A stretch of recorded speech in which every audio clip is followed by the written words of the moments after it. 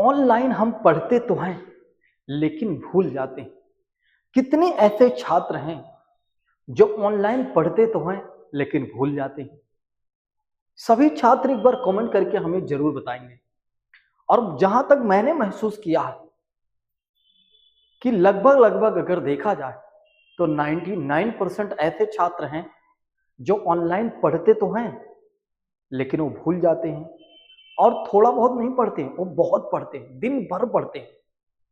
दिन भर क्या होता है, ऑनलाइन में लगे होते हैं, अर्थात दिन भर यूट्यूब चैनल पर लगे होते हैं।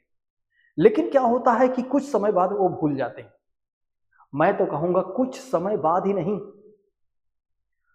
मैं आप लोगों को सही बताऊं ना, आप कुछ समय बाद नहीं बल्कि आप कुछ समय बाद ही भूल जाते हैं। इसका मतलब क्या है? इसका मतलब ये है कि जब आप पहली वीडियो को देखते हैं ना, जैसे एक वीडियो आपने देखा तो उसकी सारी बातें आपको अच्छे तरीके से याद हो गई, समझ में भी आ गया। लेकिन जैसे ही आप क्या करते हैं, अगली वीडियो देखते हैं, उसके बाद कोई अगली वीडियो जब आप देखते हैं तो फिर क्या होता है कि आप पिछली वाली वीडियो को जितना भी पढ़ा होता है 2-4% छोड़कर, नहीं तो सब आप भूल जाते हैं। और फिर जब आप उसकी अगली वीडियो पढ़ते हैं तो फिर जो पिछला आपने पढ़ा हुआ है फिर आप भूल जाते हैं। उसके पीछे का मूल कारण क्या है, क्या आपको पता है? अगर पता है तो जल्दी से कमेंट करके बताइए। देखिए, उसके पीछे का मूल कारण यह है साथियों कि आप लिखते नहीं, आप पेन कॉपी नहीं चलाते। मतलब कह सकते हैं कि अपने हाथ को नहीं चलाते हैं और दिमाग को बस एक तरह से स्टेबल करके आप देखते रहते हैं। आप कुछ भी समझ तो लेते हैं लेकिन समझने के बाद उसे मेमोराइज नहीं कर पाते। अब आप कहेंगे सर इतना कहाँ समय मिलता है कि किसी चीज को समझो फिर तुरंत मेमोराइज करो।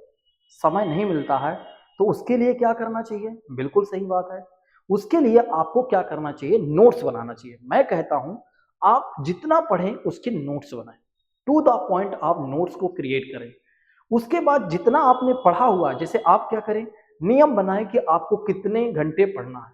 4 घंटे पढ़ना है तो 4 घंटे आप पढ़िए। उसके बाद आप रिवीजन का नियम बनाइए कि कितने घंटे आप मुझे रिवीजन करना है।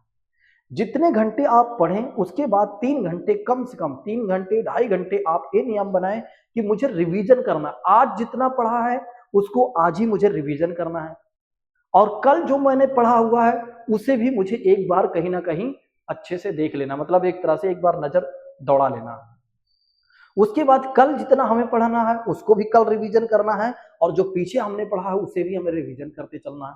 मेरा कहने का मतलब यही है कि आपको तभी सारी चीजें याद रहेंगी जब आप एक तरफ पढ़ते जाएं, नोट्स बनाते जाएं, वहीं दूसरी तरफ आप क्या करें, एक तरह से रिवीजन करते जाएं साथियों। जैसे आप देखते हैं ना, कभी मूवी आप देखते हैं तो मूवी में एक सीन नहीं चलता है, मूवी में 2 से 3 सीन 4 सीन चलता है।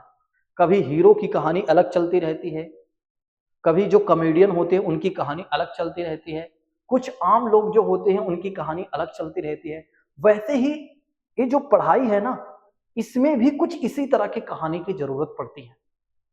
एक तरफ हमारी क्लासेज अलग चल रही हैं, दूसरी तरफ हमें नोट्स साथ साथ बनाते चलना है, तीसरी तरफ हमें रिवीजन करते चलना है, चौथी तरफ हमारा प्रैक्टिस भी होते रहना चाहिए। यानी कि कम से कम अगर आप देखते हैं तो मूवी की तरह हमारे साथ 4 से 5 सीन चलते रहना चाहिए और सारे सीन पढ़ाई से रिलेटेड होने चाहिए। कुछ लोग क्या करते हैं, 4 से 5 छोड़ो 7 से 8 सीन चलाते हैं। कुछ लोग सोचते हैं अरे 10 मिनट बाद थोड़ा चैटिंग कर लेता हूँ। कुछ लोग सोचते हैं कि 10 मिनट के बाद क्या करना है, रील चला लेना है। कुछ लोग सोचते हैं एक बार हालचाल ले लेते हैं, ठीक है कि नहीं। अब कुछ कहने की जरूरत नहीं है, बाकी सब समझदार हैं आप लोग। तो कहने का मतलब ये है कि आपको तब याद होगा और तब आपको मोटिवेशन आएगा, तब आपको अपने अंदर कॉन्फिडेंस आएगा जब आप जितना पढ़ें उसका नोट्स बनाएं, उसको रिवीजन अच्छे से करें।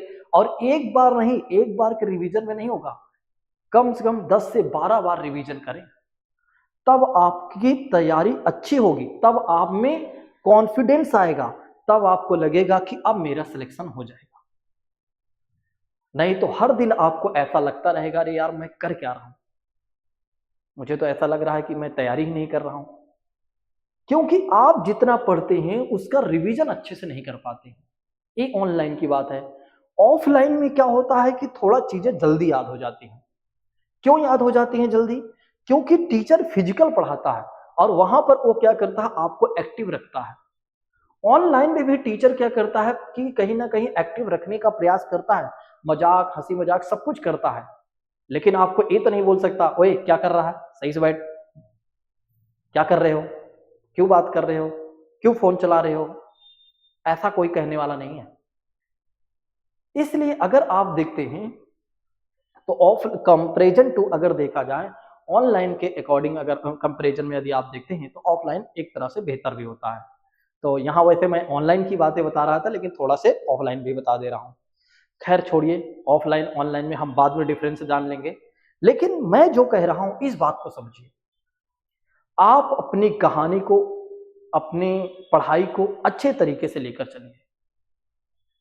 रूल एंड रेगुलेशन से डिसिप्लिन क्रिएट करिए। आपको कितने घंटे फोन चलाना है उतने घंटे ही सेट कर लीजिए, या उतनी देर ही सेट करिए, उसके अलावा नहीं। और रिवीजन, प्रैक्टिस बहुत जरूरी है। बहुत सारे छात्र क्या करते हैं, बस पढ़ते जाते हैं लेकिन रिवीजन नहीं कर पाते हैं। जब वो रिवीजन करने बैठते हैं तो उन्हें लगता है अरे भैया हमने तो इतना पढ़ लिया, इतना लिख डाला, अब कैसे क्या करूं। तो ये सब तब होता है जब आप अपने आप को सिस्टमेटिक नहीं ले चल पाते हैं। आप क्या करते हैं, सोचते हैं एक बार मैं सारे विषय की नोट्स बना दूंगा, उसके बाद मैं रिवीजन करूंगा। मैं गारंटी के साथ कहता हूं उसके बाद आप रिवीजन कर ही नहीं सकते, क्योंकि आपकी नोट्स नहीं बल्कि वो आपकी किताब बन जाएगी। और आप जानते हैं किताब को पढ़ने में कितना अच्छा लगता है।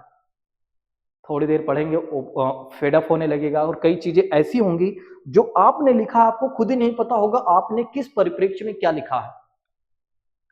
तो इसलिए मैं आप लोगों से कहना चाहूंगा, आपको तभी याद होगा जब आप उसे बार बार रिवाइज करेंगे। रिवीजन बहुत जरूरी है, चाहे ऑनलाइन हो चाहे ऑफलाइन हो, कुछ भी हो। कम पढ़िए लेकिन ज्यादा रिवीजन करिए। आप एकदम परफेक्ट होइए अपनी चीजों पर। आप इतना चले ना, यहां से लेकर यहां तक चले ना, यहां तक की चीजों को अच्छे से कंप्लीट कर लीजिए, फिर आगे बढ़िए। एक और बात अगर मैं आपसे कहना चाहूं तो अगर आप ऐसा करना चाहें तो ऐसा भी कर सकते हैं। आप क्या करिए, मंडे टू फ्राइडे अच्छे तरीके से पढ़िए, रिवीजन करिए, और जो आपका सैटरडे बचता है, जो सैटरडे होता है, सैटरडे वाले दिन आप पूरा दिन कुछ अलग मत पढ़िए, सिर्फ रिवीजन करिए। कुछ नया मत पढ़िए, सिर्फ रिवीजन करिए। सारे विषय को संतुलित करिए। जो विषय आपका एक तरह से डिसबैलेंस हो गया है उसे आप क्या करिए, हर शनिवार बैलेंस पर ला लीजिए। और जो कुछ बचता है संडे को आप क्या करिए कि संडे को ज्यादा मत पढ़िए। जैसे हर दिन आप पढ़ते हैं 4 घंटे, 5 घंटे, 6 घंटे, तो संडे वाले दिन 2-3 घंटे अगर कुछ डिसबैलेंस में है तो उसको बैलेंस में ला लीजिए, बस उसके बाद बंद कर दीजिए। और खूब मूवी वूवी देख डालिए, वेब सीरीज देख डालिए, जो भी करना है सब कुछ कर डालिए। संडे को इतना आप अपने आप को थका लीजिए उन सब चीजों से जो आपको डिस्टर्ब करने वाली या डिस्ट्रक्शन वाली चीजें हैं, तो इतना थका लीजिए कि मंडे से आपका मन ही ना करे फ्राइडे तक। बस मैं गारंटी लेता हूं, ये गारंटी देता हूं कि अगर आपने इस प्रोसीजर को, या जो मैंने आपको बताया एक प्रक्रिया को, आपने 3 महीने फॉलो कर लिया ना, तो मान के चलिए आपसे महान व्यक्ति कोई नहीं होगा। आप किसी भी एग्जाम पर हाथ रखेंगे वो एग्जाम आपका होगा। 3 महीने बता रहा हूं, अगर हो सकता है कि आप थोड़ा सा एवरेज पर्सन हो तो आपको 6 महीने लग जाएंगे, लेकिन जो थोड़ा से ठीक ठाक पर्सन है, जिनका फाउंडेशन मजबूत है, जैसे कि जो हिंदी मीडियम के बच्चे होते हैं ना, उनके साथ क्या उनका फाउंडेशन अच्छा नहीं होता। जो सीबीएसई बोर्ड के स्टूडेंट होते हैं उनका फाउंडेशन अर्थात न्यू एकेडमिक उनका अच्छा होता है। तो ये है कि थोड़ा मीडियम पर भी फर्क पड़ जाता है कई बार, या फाउंडेशन पर फर्क पड़ जाता है। तो जैसा आपका है 3 महीने या 6 महीने लगेंगे, इससे ज्यादा नहीं लगेंगे। लेकिन आप सोचिए ऐसे तो आपका 2-3 साल निकल जाता है, या 2-3 साल निकल जा रहे हैं। इस चीज को एक बार समझिए। मैं कहता हूं आपको याद भी होने लगेगा, सिलेक्शन के लिए ज्यादा टेंशन भी नहीं होगी, और आपको पता चल जाएगा कि हाँ मेरा एक एग्जाम में भले नहीं हुआ लेकिन अगले एग्जाम में मेरा आराम से हो जाएगा। दोस्तों अगर आप लोगों को मेरा सुझाव अच्छा लगा हो तो जाते जाते कमेंट करके जरूर जाइएगा। अगर आपकी कोई सुझाव है तो अपने सुझाव को कमेंट बॉक्स में जरूर डालिएगा। Thank you so much. जय हिंद दोस्तों, take care all of you.